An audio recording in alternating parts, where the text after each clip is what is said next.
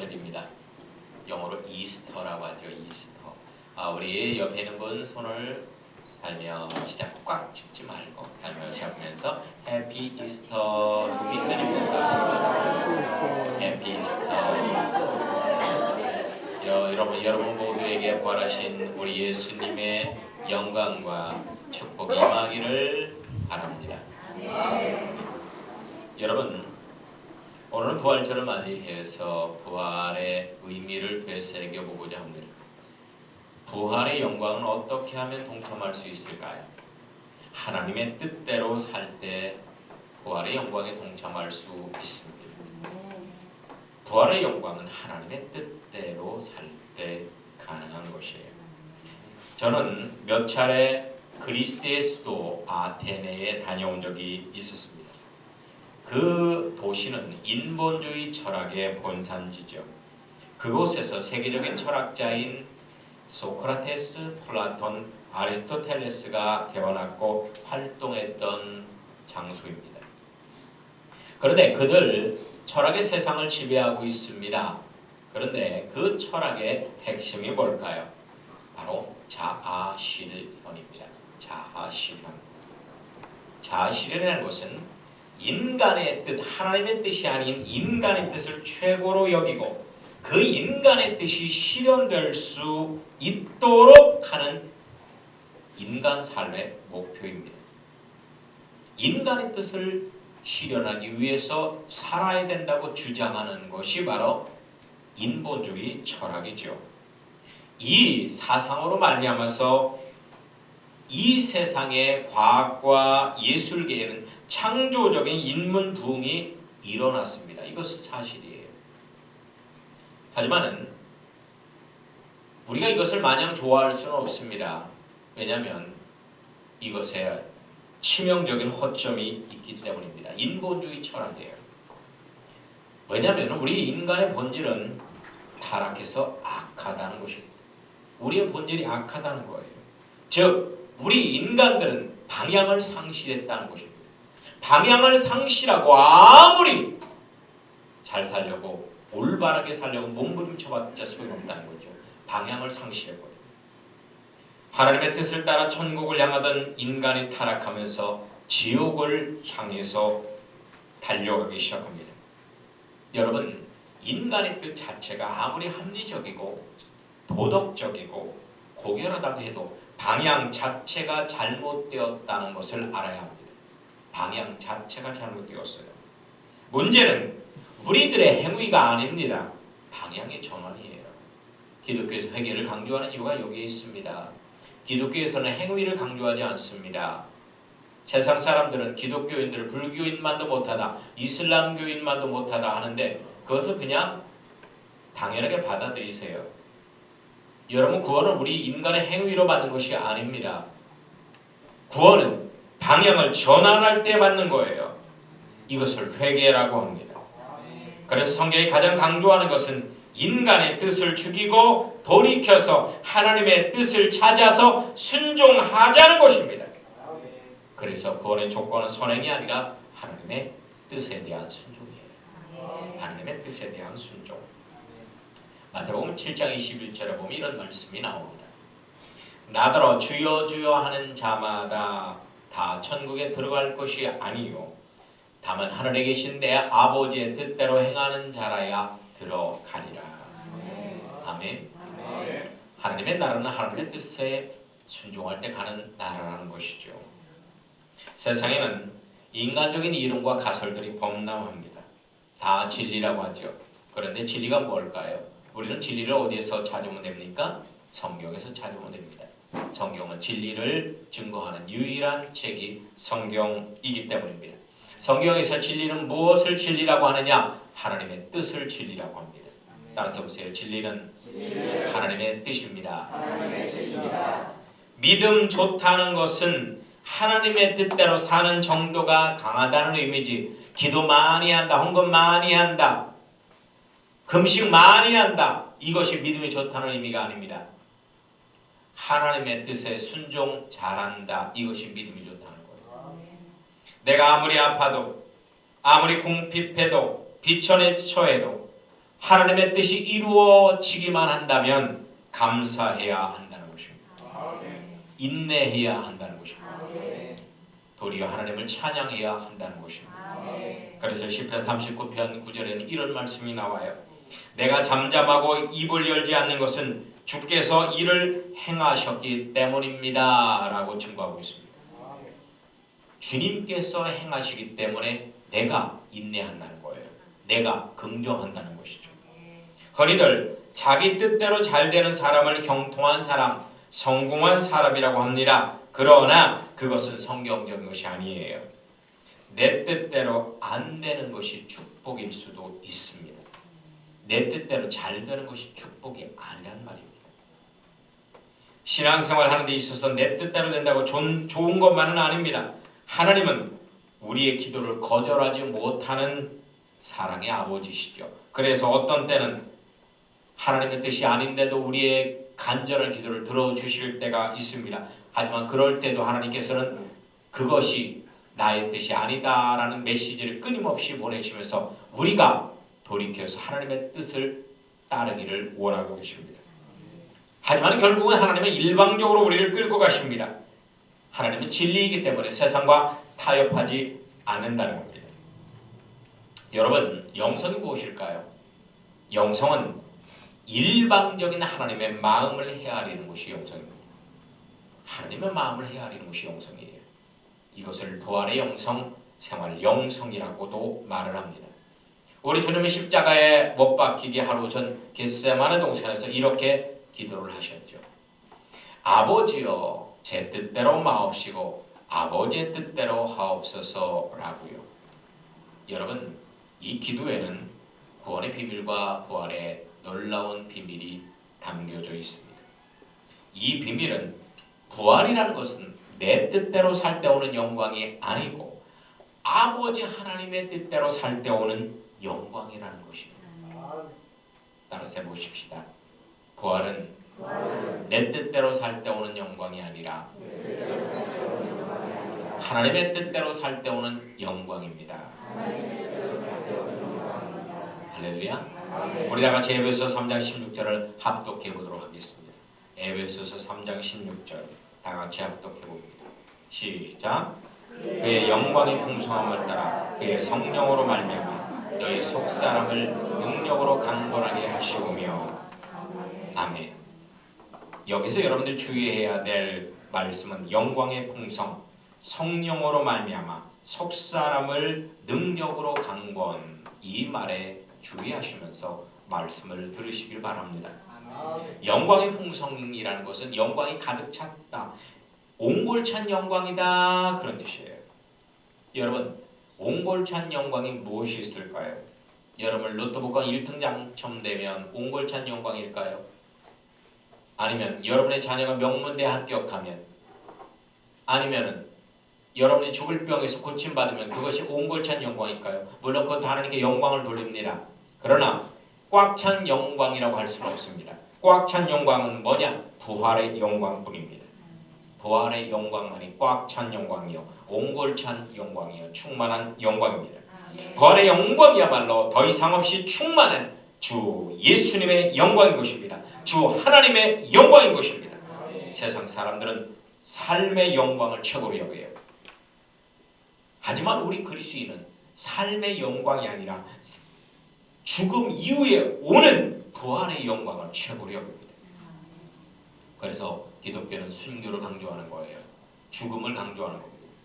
세상 사람들은 삶을 강조합니다. 라이프를 강조해요. 하지만 우리는 라이프를 강조하는 게 아니라 부활을 강조합니다.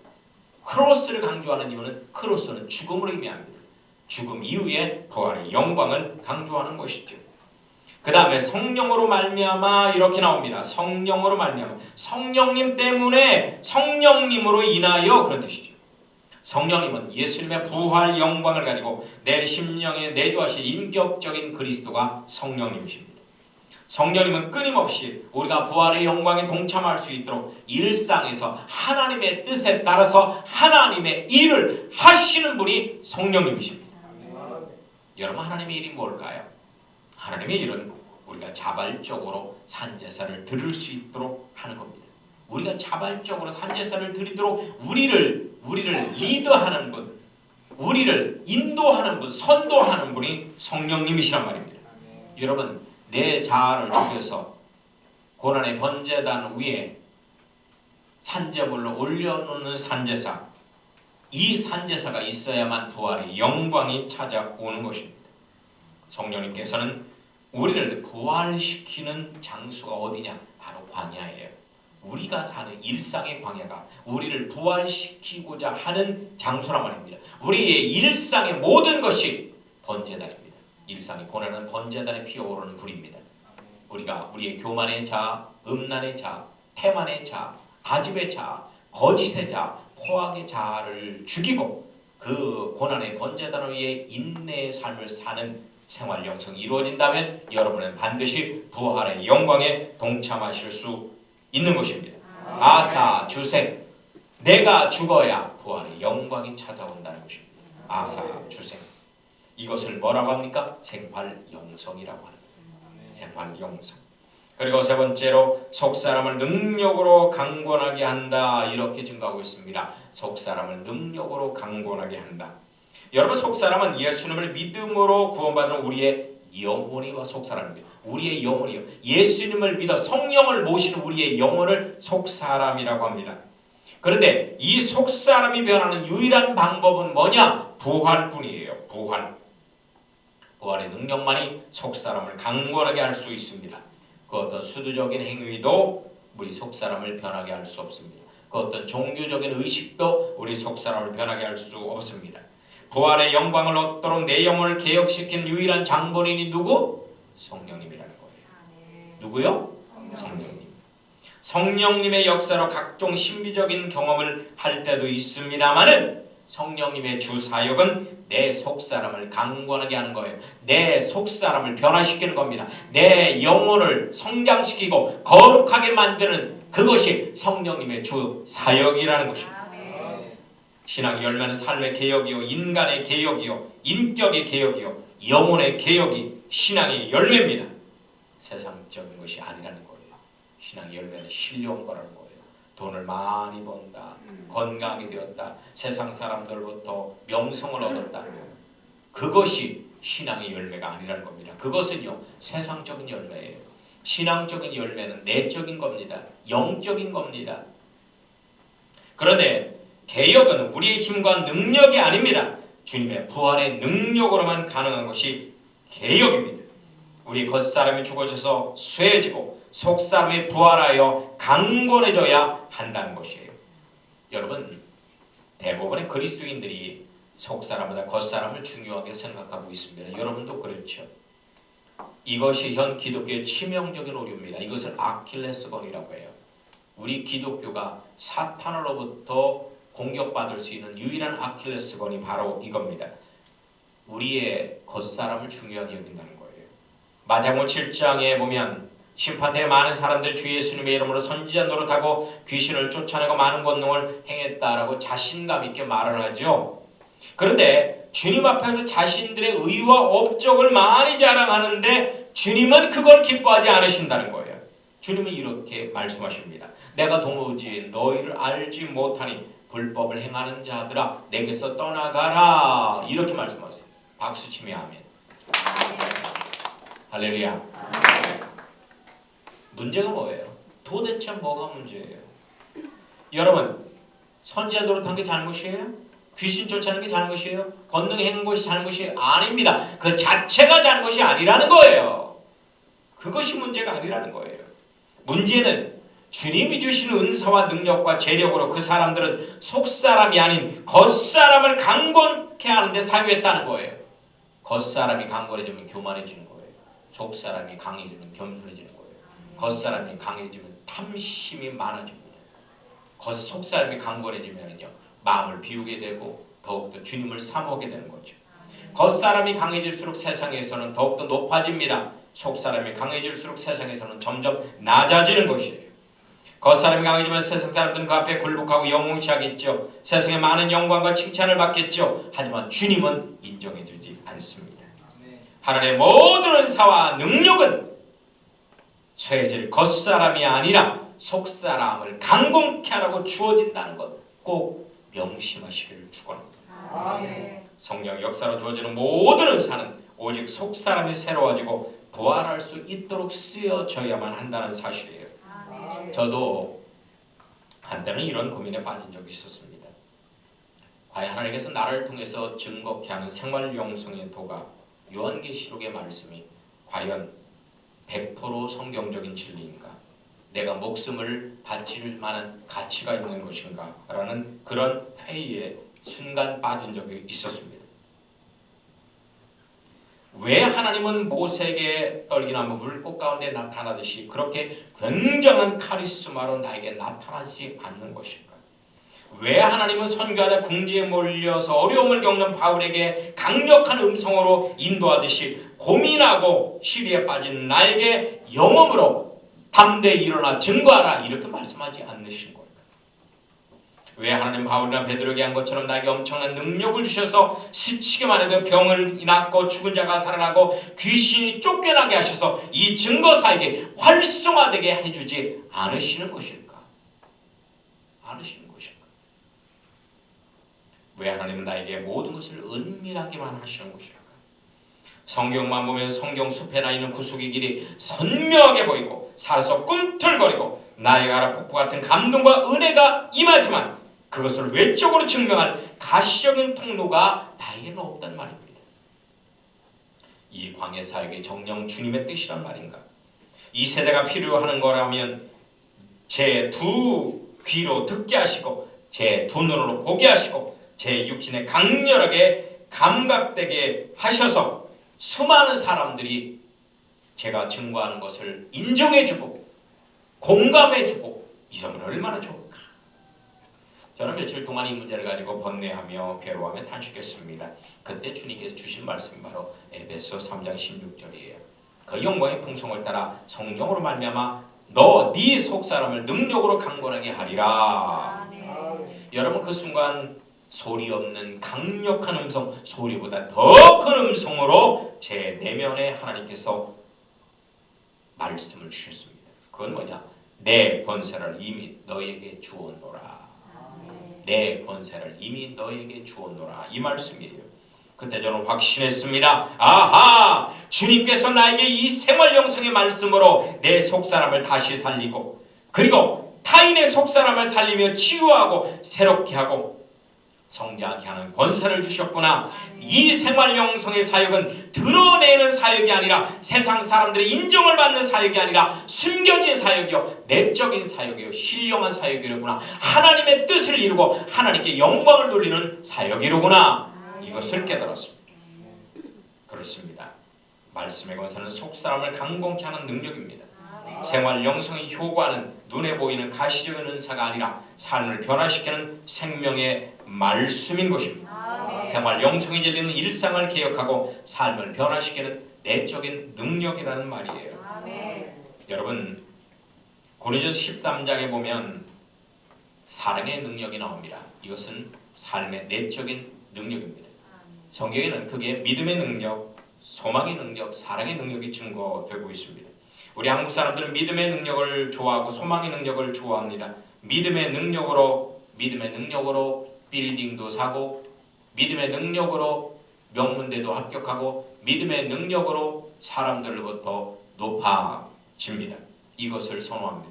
소망의 능력으로 어떤 거든지 바라는 대로 이루어집니다. 믿음을 가져라, 긍정의 힘을 가져라, 그리고 4차원의 영성을 가져라, 네 생각이 곧 현실이 될 거다 라는 이러한 수많은 책들이 불티나게 팔리고 이렇게 설교하는 강단에 수많은 사람들이 몰려드는 것은 사실입니다. 하지만 하나님이 기뻐하시는 진정한 능력, 우리 영혼을 변화시킬 수 있는 능력은 뭐냐? 사랑의 능력이라는 거예요. 사랑의 능력은 고난 중에 오래 참게 만듭니다. 속 사람을 강건하게 해서 삶을 개혁하게 하는 능력이 사랑의 능력입니다. 고난 중에 인내하며 하나님의 뜻을 분별하고 순종하는 생활 영성의 삶이야말로 사랑의 능력을 키워주는 가장 효과적인 영성 생활이라는 것이에요.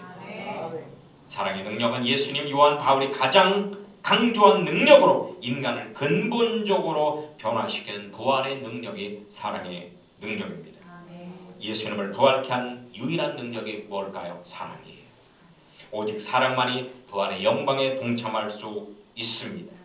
여러분, 여러분의 일상이 새로워지시길 축원합니다. 일상이 부활하시길 축원합니다. 생활 영성의 삶을 일상 속에서 부활의 영광에 동참하게 만드는 진정한 사랑의 능력입니다.